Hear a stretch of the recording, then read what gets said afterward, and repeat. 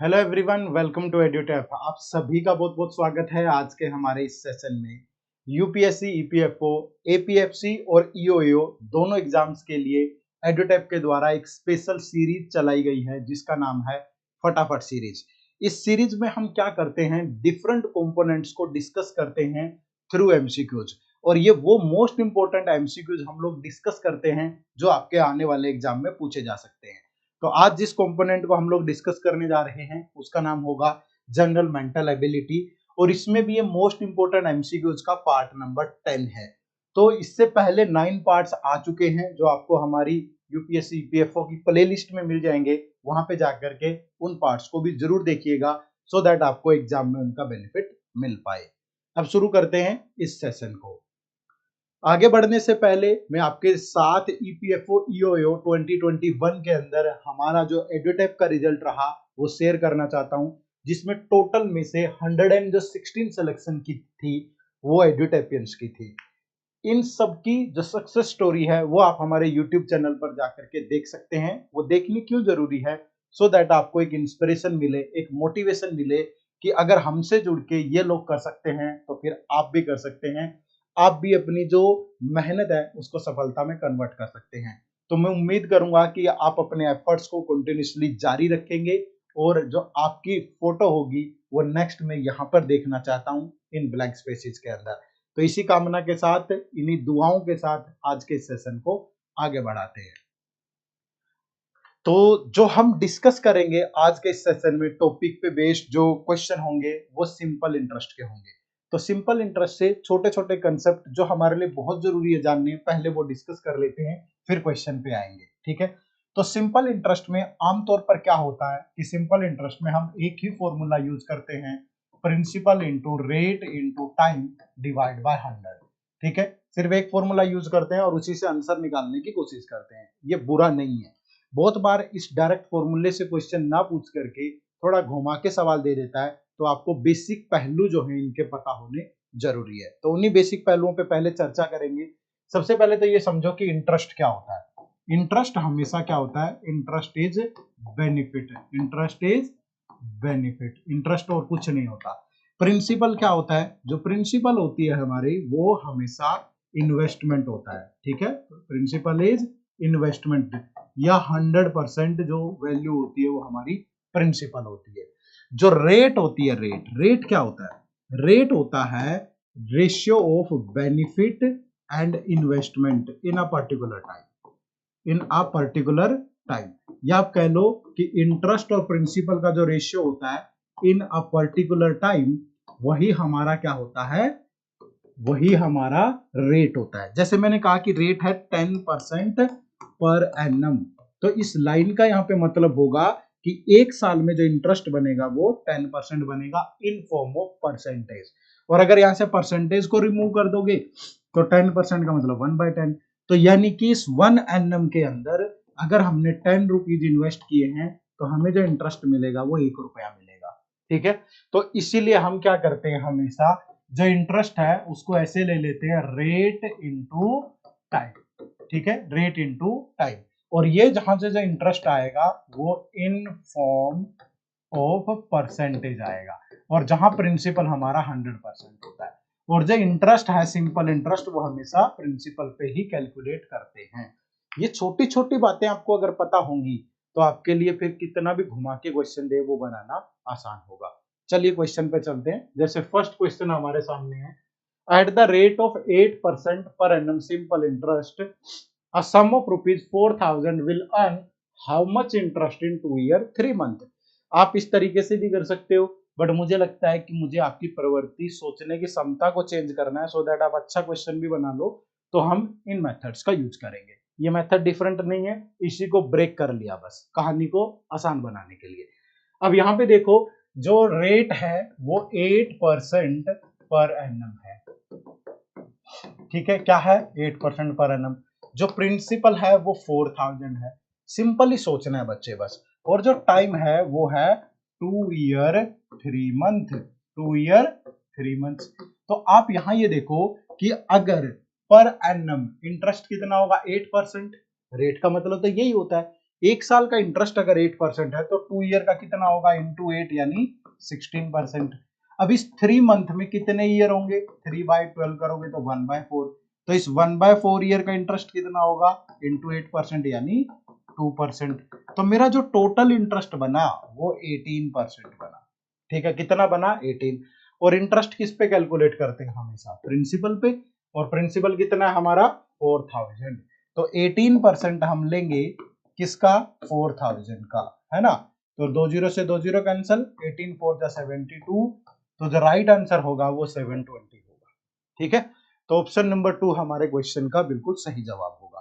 तो फर्क कुछ नहीं है, आप ऐसा नहीं है कि आप इस मेथड से इस क्वेश्चन को नहीं बना सकते थे, बना सकते हो, लेकिन मैं वो कह रहा हूं कि जब कुछ कंडीशंस ऐड करके क्वेश्चन में देता है, थोड़ा डिफरेंट क्वेश्चन देता है, जो डायरेक्टली इन मेथड से बनाना शायद हमें मुश्किल लगता है, तो वहां पे कुछ चीजें उन कंडीशंस को समझने के लिए जो जरूरी है वो ये है कि हमें बेसिक टर्मिनोलॉजी का अच्छे से ज्ञान। ठीक है, चलो आगे बढ़ते हैं। सेकंड क्वेश्चन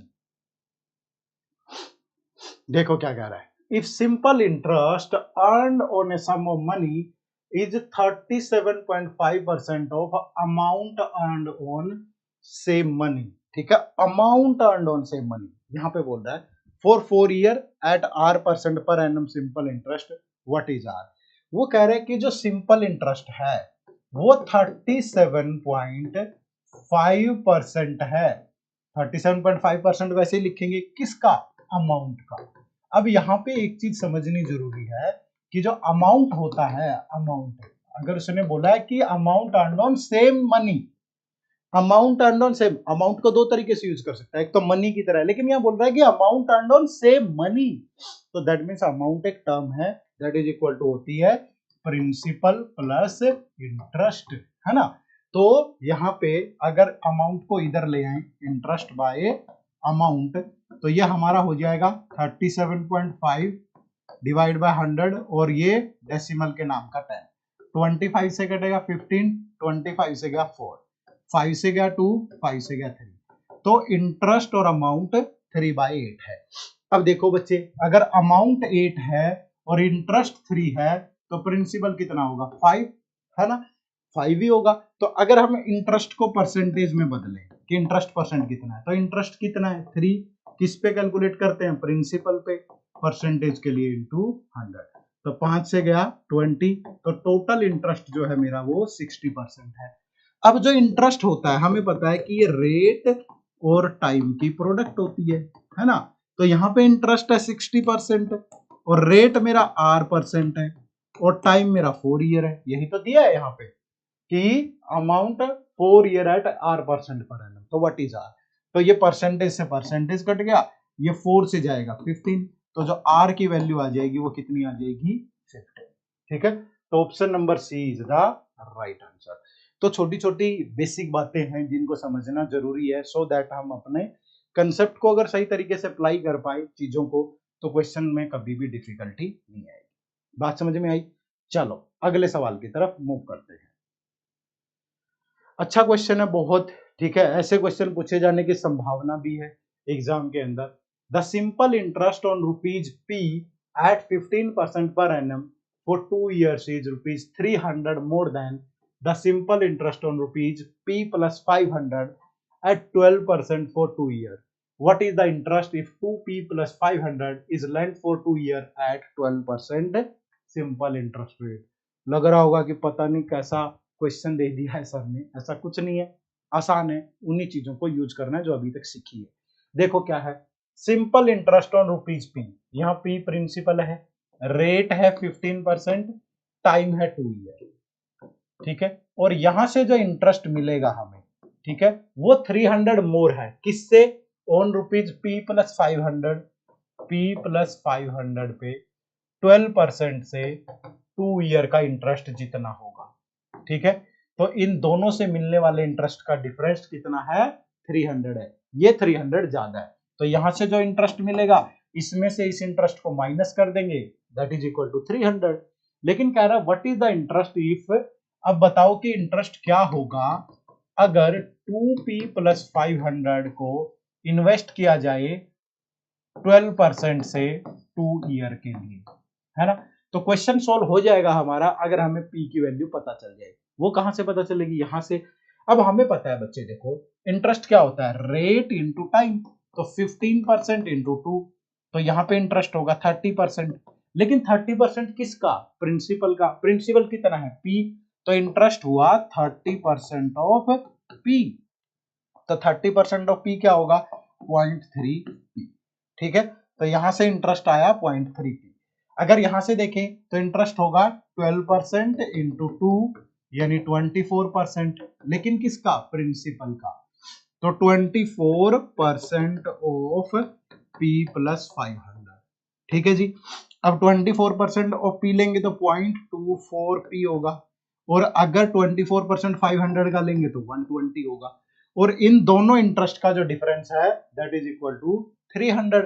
तो इसमें से इसको माइनस कर दो, 0.3 P minus 0.24 P minus 120 that is equal to 300। ठीक है, तो यहां से बच गया 0.06 पी, और ये उधर जाके ऐड होगा तो 420। तो पी की वैल्यू होगी 420 डिवाइड बाय ये 6, और डेसिमल के बाद 2 डिजिट है तो 100 उधर जाके मल्टीप्लाई होगा। तो 6 से गया 70, तो जो पी की वैल्यू आ गई दैट इज 7000। और अगर पी 7000 आया तो यहाँ पे फिर क्या करेंगे, पी की वैल्यू रख देंगे। तो यहाँ पुट करोगे तो 2 इंटू 7000 प्लस 500, तो ये आ गया 14500। अब इंटरेस्ट कितना होगा, 12 इंटू 2 24%, तो इसका 24% लेंगे, 24% ऑफ 14500। 20 से 20 कैंसिल, 24 5 जब 120, 12 कैरी हो गया, 24 4 जा 96, 108 10 कैरी हो गया, और दैट इज 3480। तो ऑप्शन नंबर जो सी है वो आपके क्वेश्चन का राइट आंसर होगा। थोड़ी सी कैलकुलेशन जरूर थी, अदरवाइज कुछ क्वेश्चन मुश्किल नहीं था। तो इस तरीके से अगर एग्जाम में अच्छा क्वेश्चन भी आता है तो आपको वैसे ही सॉल्व करना है। ठीक है, बनी बात, कुछ समझ में आया कि नहीं, तो क्वेश्चन ट्राई किया करो साथ के साथ, है ना। चलिए नेक्स्ट आ जाइए, अगला क्वेश्चन, क्वेश्चन नंबर 4, एक और मजेदार क्वेश्चन। क्या है, the rate of interest for the first 2 year is 3% per annum, for the next 3 year is 8% per annum, and for the period beyond 5 year is 10% per annum. If a man gets rupees 1520 as a simple interest for 6 years, how much money did he deposit? ठीक है, अब condition दे रखी है कि अगर आप 2 year के लिए टाइम है, 2 ईयर के लिए इन्वेस्ट करोगे तो आपकी जो रेट है वो 3% पर एनम होगी। ठीक है, उसके बाद कह रहा है कि अगर आप नेक्स्ट 3 ईयर के लिए इन्वेस्ट करते हो तो रेट इज 8% पर एनम। ये चीज ध्यान रखना, फॉर द नेक्स्ट 3 बोला है ना। And the for the period beyond 5 year, अगर आप 5 ईयर से प्लस जाते हो, ठीक है, इन 5 ईयर से प्लस, तो you can get 10% per annum. ठीक है, तो वो कह रहा है कि मैन गेट्स कितना इंटरेस्ट मिला, 1520 आफ्टर 6 ईयर। तो 6 ईयर का जो इंटरेस्ट है दैट इज 1520। तो how much money did he deposit, तो प्रिंसिपल बताना है हमें। बच्चे देखो, हमारा टाइम 6 ईयर है तो हमें तो इंटरेस्ट 6 ईयर मिलेगा। तो पहले 2 ईयर 3% मिला, तो टोटल इंटरेस्ट कितना मिला, 6% 2 ईयर का इंटरेस्ट। फिर नेक्स्ट 3 ईयर 8% से मिला, तो ये टोटल बना कितना, 24%। अब 1 साल हो रहा है हमारे पास, क्योंकि हमारा टोटल टाइम 6 ईयर ही तो है। तो 2 + 3 5 ईयर का इंटरेस्ट ले चुके हैं, तो 1 ईयर बचता है, 1 ईयर मिलेगा 10%, तो ये हो गया 10%। तो अगर मैं टोटल देखूं मेरा इंटरेस्ट, तो 6 24 और 10 दैट इज इक्वल टू 40%। तो that amount is equal to 1520। तो 40% इज इक्वल टू 1520।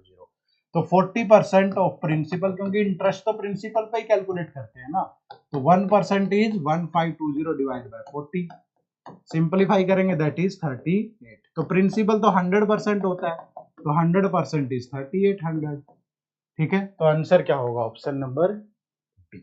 ठीक है, तो इस तरीके से आप बना सकते हो, कहानी वही है, सिंपल चीजें अगर आपको आती होंगी तो आपको बनाना मुश्किल नहीं होगा। लेकिन अगर आप एक ही मेथड के सहारे चलेंगे कि principal is equal to simple interest is equal to PRT by 100, फिर शायद थोड़ी कहानी में दिक्कत हो। ठीक है, यकीन रहेगा, तो आत्मविश्वास अच्छा होना चाहिए तभी तो बना पाओगे। चलिए next question, A lends rupees 2500 to B and a certain sum to C at the same time at 7% per annum simple interest. If after 4 years A altogether receives rupees 1120 as interest from B and C, then the sum lent to C is. ठीक है, एक B है, ये B है, इसको 2500 दी A ने, ठीक है, A lent 2500 to B, sorry, a certain sum to C और एक सर्टेन सम सी को, मान लीजिए वो एक्स है, यहाँ पे जो रेट है वो 7% है, यहाँ भी रेट 7% है, और जो टाइम है वो कह रहा है कि आफ्टर 4 ईयर, आफ्टर 4 ईयर, यहाँ भी 4 ईयर और यहाँ भी 4 ईयर, दोनों जगह से उसे 1120 इंटरेस्ट मिलता है, ठीक है। तो then the sum lent to C, तो सी से कितना सम लिया, सम लेंट है, ठीक है, सी का सम लेंट बताना है। अब देखो सिंपली दोनों का इंटरेस्ट मिला करके 1120 है, ठीक है। अब देखो यहां से इंटरेस्ट बनेगा 7 इंटू 4 28%, ठीक है, किसका 28%, 2500 का। तो अगर इसको कैलकुलेट करोगे तो 28/100 इंटू 2500, तो ये कैंसिल हो गया, 25 8 जा 200, 25 2 जा 50 और ये 700 बना। अगर यहां से देखेंगे तो यहां से भी इंटरेस्ट 28%, लेकिन किसका, एक्स का, तो ये दोनों को मिला के 1120 मिल रहा है, तो दोनों को ऐड कर दो, 700 plus 28% of X that is equal to 1120, ठीक है। तो 28% of X that is 1120 minus 700, तो 420, तो एक्स की वैल्यू क्या होगी, 420 इंटू 100/20, सिंपलीफाई करो, 14 से गया 2, 14 से गया 30, फिर 2 से गया 50, ठीक है। तो आंसर हो गया, x की वैल्यू आ गई 1500, तो यही उसने सी से लैंड आउट था, तो option number 2 is the right answer, ठीक है। ऑप्शन नंबर 2 आपके क्वेश्चन का बिल्कुल राइट आंसर है। क्लियर है जी, आगे बढ़े नेक्स्ट क्वेश्चन में। देखो अ सम ऑफ मनी, सारे अच्छे क्वेश्चन लिए हमने, पूरा टॉपिक ऐसे रिवाइज हो जाएगा, है ना, अलग अलग टाइप के क्वेश्चन हर बार। A sum of money amounts to rupees 9800 after 5 year and 12,500 after 8 year at the same rate of simple interest, the rate of interest per annum is. अब इस क्वेश्चन को पीआरटी बाय 100 से बनाओगे कितनी तकलीफ होगी, है ना, सोचना बहुत मुश्किल है, लेकिन आप सिंपल ही सोचो ना, कि वो कह रहा है कि एक सम ऑफ मनी है, कोई भी पैसा है, वो 9800 हो गया 5 ईयर के बाद, तो इसमें वो प्रिंसिपल भी होगा और 5 ईयर का इंटरेस्ट भी होगा, यही तो बात वो कह रहा है। अब वही सेम पैसा 12005 हो जाता है आफ्टर 8 ईयर, तो इसमें भी वही प्रिंसिपल है और 8 ईयर का इंटरेस्ट है, यही तो है। तो पूछ रहा है कि the rate of interest per annum. अब देखो इन दोनों में क्या डिफरेंस है, प्रिंसिपल तो सेम है, तो डिफरेंस किसका है, सिर्फ 3 ईयर के इंटरेस्ट का। और अगर यहाँ पे इन दोनों वैल्यूज में डिफरेंस देखूं तो कितने का है, 12005 माइनस 9800, तो ये डिफरेंस है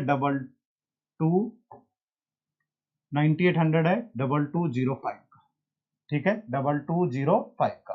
तो 3 ईयर का इंटरेस्ट हमारा 2205 है, क्योंकि बाकी तो कोई डिफरेंस ही नहीं है, यहाँ 3 ईयर का इंटरेस्ट ज्यादा मिला है, तो जो अमाउंट का गैप है वही तो 3 ईयर का इंटरेस्ट है ना।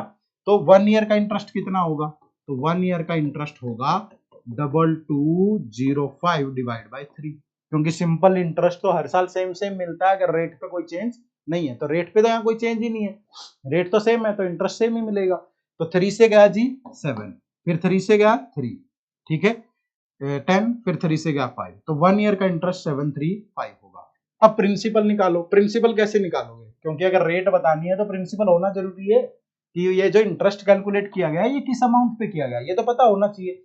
तो यहां से देखो प्रिंसिपल प्लस 5 ईयर का इंटरेस्ट 735, यही होगा, दैट इज इक्वल टू 9800, या यहां पुट कर लो 8 ईयर में तब भी आ जाएगा। तो principal is equal to 9800 minus 5 5 जा 15 7 3675, तो इसमें से इसको माइनस करेंगे तो ये बनेगा 6125, ठीक है, 125 और 675 800 6 3 9, ठीक है। तो इस पे एक साल में इतना इंटरेस्ट कैलकुलेट करते हैं, तो रेट क्या होगी 735 डिवाइड बाय 6125 इंटू 100। 25 से गया 4, 25 से गया 2, 50, फिर 4, फिर 5 और ये कट जाएगा 3 से। तो जो रेट है हमारी वो होगी 12% पर एनम। ठीक है, तो जो राइट आंसर है वो हमारा ऑप्शन नंबर सी होगा। यहाँ क्लियर है? इससे बढ़िया तरीके से रिवाइज नहीं कर पाओगे, पूरा टॉपिक अलग अलग एमसीक्यूज, अलग अलग चीजें, ठीक है, हर बार, है ना। चलो नेक्स्ट क्वेश्चन देखते हैं। The rate of which a sum becomes 4 times of itself in 15 year at simple interest will be। तो बताओ कि वो कौन सी रेट होगी जिससे कोई अमाउंट 4 गुना हो जाए 15 साल में। अब देखो, अगर मेरा प्रिंसिपल 100 है तो अगर वो 4 गुना हो रहा है तो अमाउंट कितना हो जाएगा? अमाउंट हो जाएगा 400। और इस अमाउंट में तो प्रिंसिपल भी है और इंटरेस्ट भी है, और प्रिंसिपल तो मेरा 100 ही है ना, तो मेरा जो इंटरेस्ट है वो 300 है। ठीक है, तो 300 जब प्रिंसिपल 100 है और इंटरेस्ट 300 है, तो इंटरेस्ट को अगर आप 300% कहोगे तो कोई दिक्कत तो नहीं है, क्योंकि प्रिंसिपल को 100 ही तो मान के चले थे, तो 300% हो गया, कोई प्रॉब्लम नहीं है। अब जो इंटरेस्ट होता है that is rate into time. ठीक है, अब वो रेट जो है बतानी है हमें, और टाइम है 15 ईयर, तो रेट कितनी होगी? फिर ये 15 ईयर उधर जाके डिवाइड करेगा। 15 ईयर का इंटरेस्ट अगर 300% है तो 1 ईयर का इंटरेस्ट 20% होगा, और 1 ईयर का इंटरेस्ट ही तो रेट होती है। तो option number 3 is the right answer. Clear है? ऑप्शन नंबर 3 आपके क्वेश्चन का बिल्कुल सही आंसर, सही जवाब होगा। बात समझ में आई? आगे बढ़े नेक्स्ट क्वेश्चन। देखो क्या है, at a certain rate of simple interest rupees 800 amounted to rupees 920 in 3 years। ठीक है, if the rate of interest be increase by 3%, what will be the amount after 3 year। 800 रुपए 920 हो जाते हैं 3 ईयर में। ठीक है, कितने? 800 रुपीज कितने हो गए? 920 कितने ईयर में? 3 ईयर में। तो इसके अंदर 800 प्लस 3 ईयर का इंटरेस्ट है, 3 ईयर का इंटरेस्ट है। क्लियर है भाई? अब वो कह रहा है कि अगर रेट 3% बढ़ जाए तो अमाउंट कितना होगा आफ्टर 3 ईयर। तो यानी कि अब यहीं पे चेंज कर लो ना, सिर्फ पहले आप प्रिंसिपल निकालोगे फिर रेट निकालोगे, वो सब करने की जरूरत नहीं है। अगर रेट 3% बढ़ रही है तो इंटरेस्ट 3 साल में कितना बढ़ेगा? 9%। ठीक है, क्योंकि हर साल 3-3% रेट बढ़ेगी तो इंटरेस्ट टोटल कितना बढ़ेगा? 9%। और किस पे? इंटरेस्ट तो प्रिंसिपल का पार्ट होता है, तो यानी टोटल अमाउंट जो इंक्रीज होगा वो 9% ऑफ 800 होगा, दैट इज 72। तो पहले जो अमाउंट 920 बन रहा था, अब वो रेट बढ़ने के कारण कितना बन जाएगा? 992। बिल्कुल आसान है, मतलब सोचना है उस तरीके से। अगर आपको ये बात नहीं पता कि रेट ही इंटरेस्ट है उस पर्टिकुलर टाइम का, तो जितनी रेट बढ़ेगी इंटरेस्ट उतना ही बढ़ेगा। 3% एक साल में रेट बढ़ रही है तो इंटरेस्ट भी 3% बढ़ेगा, और सिंपली सोल्व हो गया, ना प्रिंसिपल निकालना ना रेट निकालना। ठीक है, चलिए नेक्स्ट देखो क्या है। The simple interest on A certain some of money at 4% per annum for 4 years is rupees 80 more than the interest on the same sum of for 3 years at 5% per annum। Find the sum। कोई सम है, ठीक है, वो सम मान लीजिए कुछ भी है, वो सम मान लीजिए x है, तो इस पे 4% से 4 साल का इंटरेस्ट कितना होगा? 16%। इसी सम पे 5% से 3 ईयर का इंटरेस्ट कितना होगा? 15% ऑफ x, और ये भी 16% ऑफ x होगा। तो ये इससे 80 रुपीज ज्यादा है, और ये इससे कितना ज्यादा है? 1%। तो 1% of x is equal to 80। तो 100% ऑफ x कितना होगा? 8000। ठीक है, 8000। तो option number 2 is the right answer, कोई दिक्कत ही नहीं है ना, लेकिन कंसेप्ट क्लियर होना चाहिए। चलिए, ये एक क्वेश्चन आप लोगों के लिए होमवर्क है, ठीक है, बहुत अच्छा क्वेश्चन है।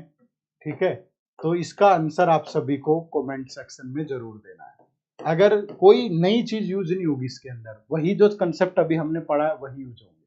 ठीक है, तो इस क्वेश्चन का आंसर मुझे कमेंट सेक्शन में जरूर दीजिएगा।